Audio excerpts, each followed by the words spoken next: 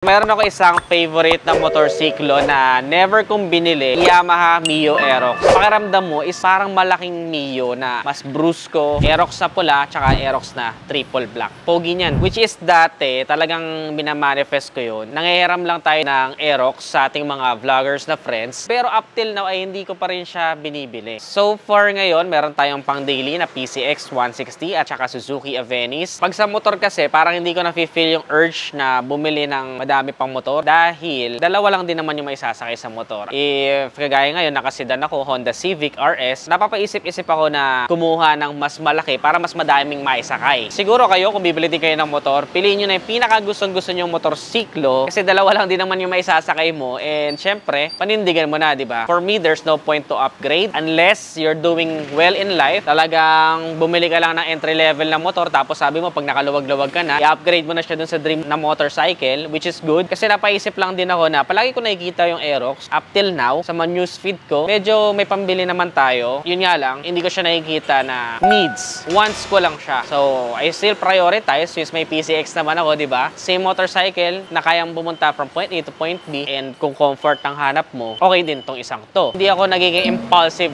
buyer, just sharing my random thought na katulong sa inyo kung sakali man na nag-iisip pa lang kayo kung anong motorsiklo yung bibili ninyo or if you're thinking to upgrade.